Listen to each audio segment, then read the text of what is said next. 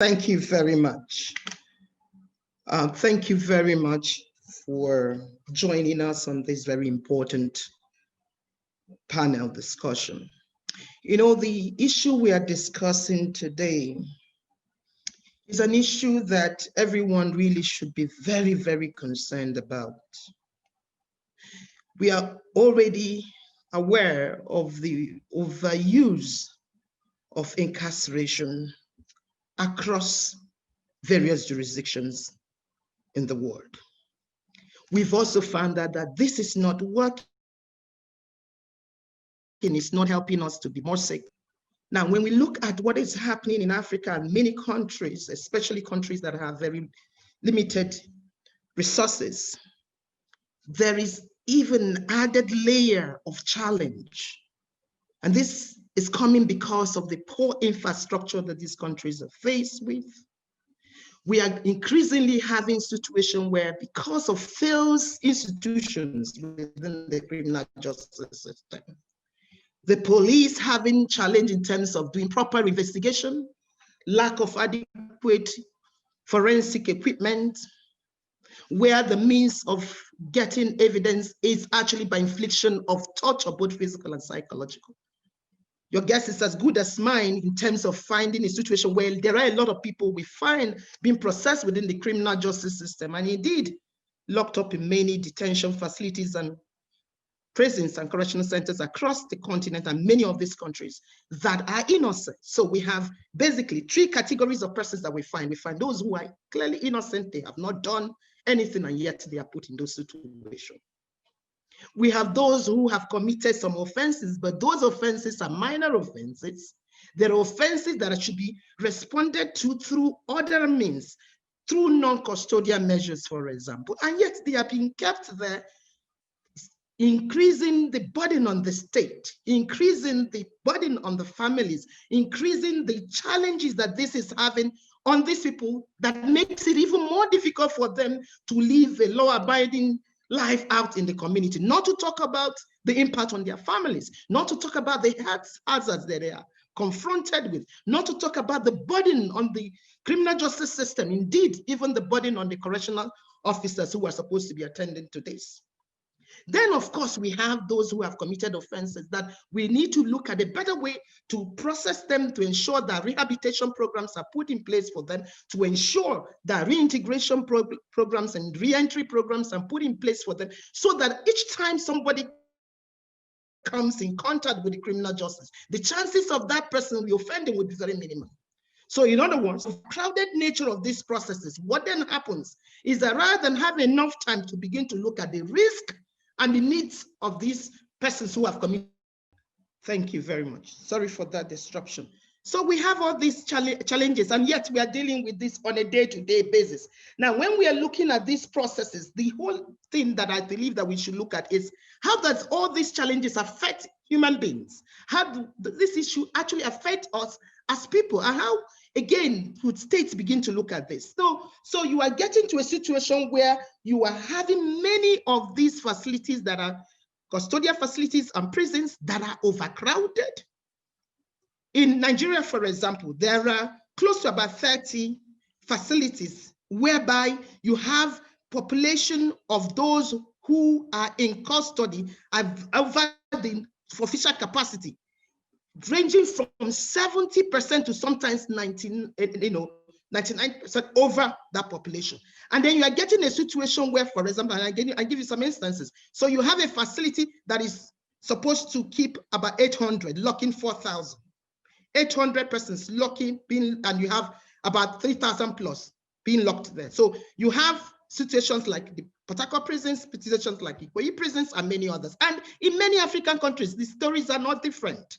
Now, even if countries coming out of post-conflict is even worse in those countries. So when you look at countries like Burundi, look at countries like Democratic Republic of Congo, you see those challenges. Now, but beyond the issue of overcrowding, which is something we need to look at, the other issue is the high number of pretrial detainees.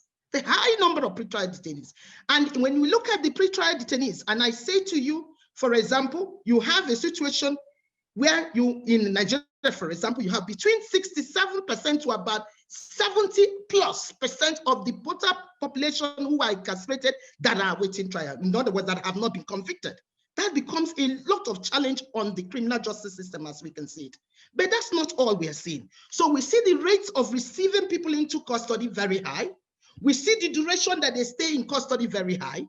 And then it is also not only the custodial centers, like the prisons, that are keeping those persons who are awaiting trial. You also have other agencies. And I think this is also important to mention, that in many jurisdictions, you find a situation where there are other agencies. In my country, Nigeria, you have close to about 19 other institutions that can detain, apart from the police, apart from those dealing with drugs, those dealing, which is it's called the NDLEA. You have the EFCC, you have the ICPs, and many other institutions.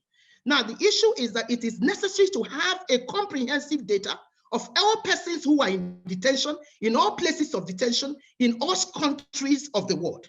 And this data should be accessible, and those people should also be accessible to lawyers, to those for Human Rights Commission in those states, and many others that can play oversight. And I think this is really important because it will help us reduce the issues about extrajudicial killing and the rest. Now, beyond this issue, there are also the mentally ill. There are persons who are classified as the so-called civil lunatics and the criminal lunatics. And when I say this, you have certain persons, the so-called civil lunatics, who they may say it's preventive detention, but the question is, what is the facility that we have in custodial centers across the various countries, including African countries, to be able to provide adequate mental health treatment for these people? It's not there. And there are instances, as I know, some who have stayed 21 years in those facilities, those who have stayed beyond those years in those facilities. Their families can't pay for mental health hospitals. Their families are saying, feel that they are ashamed of their loved ones being mentally ill, and they collude with the judiciary and the police, and they detain them there. They are like the forgotten detainees, and they are also there. But beyond looking at all these issues, it's also important for us to begin to ask ourselves, what are the effects? Because it's not just simply saying that these situations are this bad, but there are impact on a personal level, there are impact on the society, there is impact on the family, there's even impact in terms of increasing the circle of criminality. And I believe that once we begin to look at these issues, it makes it a little bit much easier. But let me just say, if we look at the kind of persons we have in places of detention, these are the poor. They are more of the people we find there. These are the vulnerable, the most vulnerable in the society. And then the question is that the responses, the criminal justice responses we are giving to this, is this the ideal? Should this be the way to respond to economic issues, respond to social issues, psychological issues, and mental health or health issues? I believe that we should think a little bit more structurally, more creatively about how we process persons within these circles. And I think that one of the things we need to begin to look at, we need to look at what works for us. Prisons or custodial centers was unknown to the African culture initially. And therefore, how are we resolving our problems? So can we look more in terms of improving the quality of justice that we dispense? The victim, the offender, and the community, can we reconcile? Can we find ways of infusing restorative justice into more of what we are doing? Can we find ways of using non-custodial measures better? Rwanda did it, it worked for them. Can we find a ways of using the things that can work more for us? Can we work more in terms of infusing health support, mental health treatment better than the ways we are taking persons who are mentally ill and we're locking them up?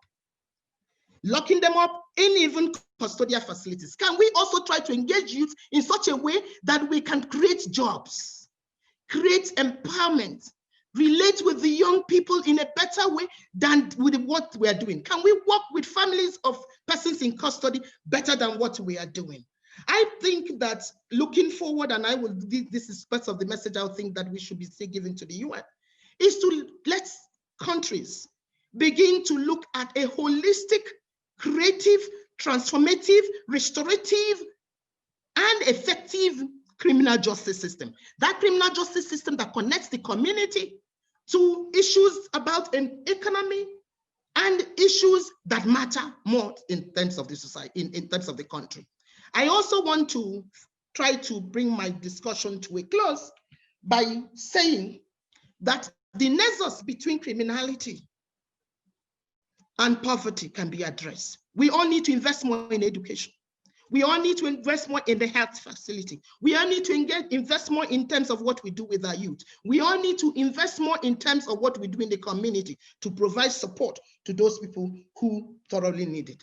So justice should be dispatched in a way that it should be speedily done, so that, because if it's delayed, it's justice denied. It is also to be dispersed in such a way that the quality will be felt, that everyone will feel that they are just. The victims must be heard. The offenders must be assisted to ensure that the risk factor that led them into offending should not be something we should encourage. And institutions must be made to utilize things that work for them. And finally, this is about securing our environment.